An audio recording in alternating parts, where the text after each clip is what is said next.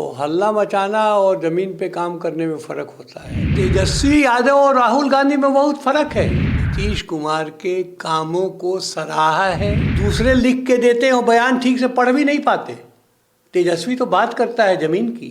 उनको ये समझना चाहिए कि कांग्रेस चौथे स्थान पे क्यों चली जा रही है। लोकतंत्र में सशक्त विपक्ष नहीं रहेगा तो लोकतंत्र का पहिया ठीक से नहीं चल सकता। मैं पत्रकार था और वो समाजवादी युवजन सभा के कार्यकर्ता थे, तब से हमारी दोस्ती है। 2 सीटों के उपचुनाव के परिणाम पर जो मुहर जनता ने लगाई वो एनडीए को खुश करने वाली है। बात की जाए तो कई जो बड़े नेता हैं बिहार के, उन्होंने मुख्यमंत्री नीतीश कुमार, उनकी पार्टी और अपने सहयोगी दल के लिए काफ़ी दम लगाया। बात की जाए तो हमारे साथ चर्चा के लिए मौजूद हैं भारतीय जनता पार्टी के वरिष्ठ नेता, पूर्व राज्यसभा सांसद और एक कर्मठ समाज सेवी R K. Sinha ji. R K. Sinha ji, NDA की शानदार जीत, आपने भी अपने लोगों से अनुरोध किया था कि एनडीए के समर्थन में मैदान में जाएं और प्रचार करें।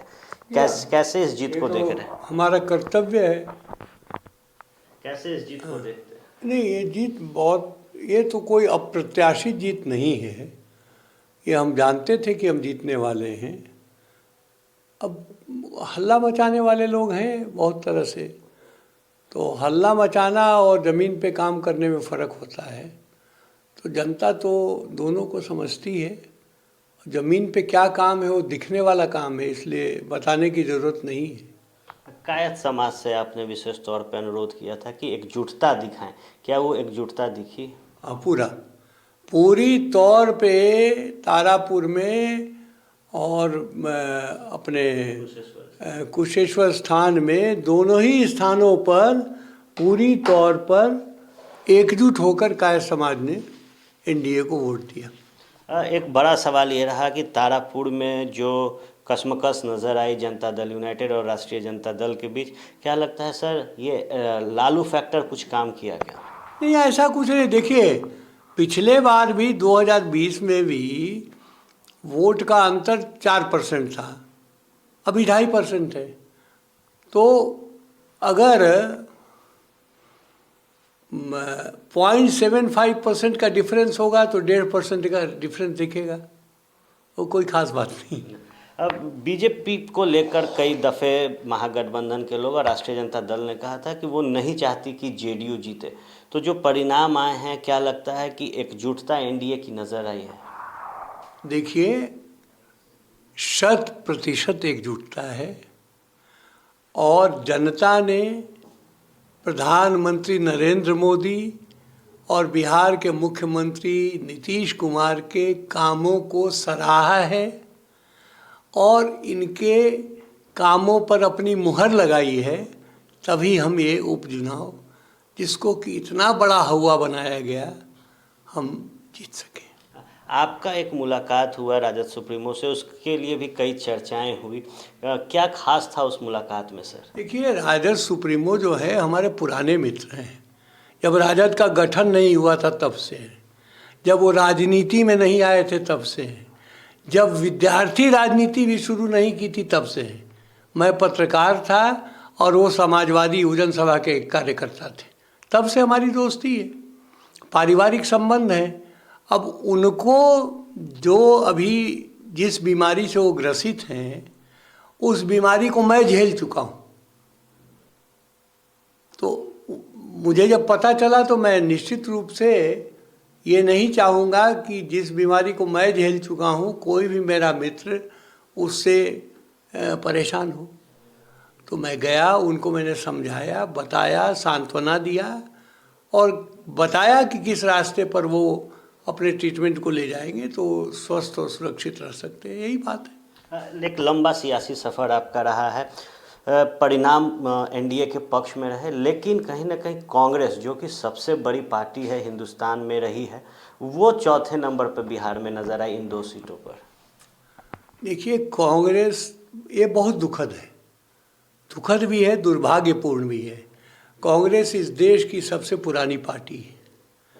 कांग्रेस के कई टुकड़े हुए, लेकिन फिर भी आज की जो कांग्रेस है उसमें जो भी नेता हैं और जो भी कार्यकर्ता हैं, उनको ये समझना चाहिए कि कांग्रेस चौथे स्थान पे क्यों चली जा रही है।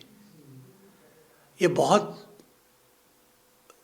दुर्भाग्यपूर्ण है और ये होना नहीं चाहिए, क्योंकि लोकतंत्र में सशक्त विपक्ष नहीं रहेगा तो लोकतंत्र का पहिया ठीक से नहीं चल सकता है। और कांग्रेस सशक्त विपक्ष की भूमिका निभाने में पूर्णतः असफल रही है एक परिवार के कारण। इस परिवार के शिकंजे से कांग्रेस को बाहर निकलना होगा, फिर कांग्रेस अपने पैरों पर खड़े हो जाएगी। कांग्रेस को आपने बोला परिवार से बाहर निकलना चाहिए, तेजस्वी यादव की भूमिका को फिर कैसे देखते हैं? नहीं, तेजस्वी यादव और राहुल गांधी में बहुत फर्क है। आप जो कहना चाह रहे हैं मैं उसको स्पष्ट करके कह रहा हूँ। वो परिवार, सोनिया गांधी का परिवार जिसमें कि राहुल गांधी हैं, और लालू का परिवार जिसमें तेजस्वी यादव हैं, दोनों में बहुत फर्क है, जमीन आसमान का फर्क है। आप राहुल के बयानों को देख लीजिए, राहुल दूसरे लिख के देते हैं और बयान ठीक से पढ़ भी नहीं पाते। तेजस्वी तो बात करता है ज़मीन की। दोनों में बहुत फर्क है। ये किसी भी राजनेता का बेटा होना कोई गलत बात नहीं है, लेकिन आप सिर्फ बेटा होने के कारण धौंस जमाए पार्टी पे, ये गलत बात है। एक अंतिम सवाल है, कल दीपावली है, बिहार की जनता, देश की जनता को क्या कहेंगे? देखिए, दीपावली एक ऐसा पर्व है जिसमें सभी सुख दुख को भुलाकर हम दीपोत्सव मनाते हैं। प्रतीकात्मक रूप से तो भगवान राम के वनगमन से वापस लौटने के कारण, लेकिन ये पर्यावरण के लिए बहुत बड़ा उत्सव है। हम जो दीप जलाते हैं उसमें सारे विषैले कीट पतंग उससे आकर्षित होकर जल के मरते हैं, वातावरण शुद्ध होता है। लेकिन वातावरण को प्रदूषित करने के लिए ज़रूरत से ज़्यादा पटाखे, आतिशबाजी, इस पर भी नियंत्रण होना चाहिए, क्योंकि हम दीपोत्सव का हमारे यहाँ प्रावधान है। ये पटाखे और आतिशबाजी कब से आए इसकी जानकारी मुझे नहीं है, कोई अगर दे तो मैं अपना ज्ञान बढ़ाऊंगा। लेकिन हम दीपोत्सव मनाएं, एक दूसरे से मिलें, खुशियाँ बाँटें, मिठाइयाँ भी बाँटें। आप भी यहाँ से मिठाई खा के ही जाइएगा, लेकिन हम वातावरण को प्रदूषित न करें। तंत्र मंत्र के बादशाह, भारत के जाने माने सर्वश्रेष्ठ गुरु खान जी, मिलेगा हर समस्या का समाधान गारंटी के साथ। मेरी बेटी की शादी के लिए बहुत से रिश्ते आते थे, पर कोई न कोई अड़चन पड़ जाती थी। इसी वजह से मेरा पूरा परिवार बहुत परेशान था। बाबा जी की दुआओं से आज मेरी बेटी एक बड़े घर की बहू बनी।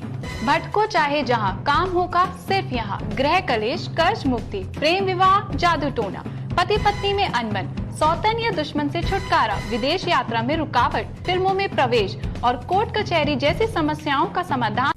सभी समस्याओं का समाधान गुरु खान जी। अभी कॉल करें 9821707996। तो दीपावली के बधाई के साथ जो राजनीतिक गतिविधियां विगत कुछ समय में बिहार में हुई, हिंदुस्तान में हुई, और विपक्ष के साथ सत्ता और सत्ता के साथ विपक्ष कितना महत्वपूर्ण है एक लोकतंत्र के लिए, इन तमाम मुद्दों पर हमारे साथ भारतीय जनता पार्टी के कद्दावर नेता आर.के. सिन्हा ने चर्चा की है। आप बने रहे फर्स्ट बिहार के साथ, खबरों का सिलसिला यूं ही चलता रहेगा।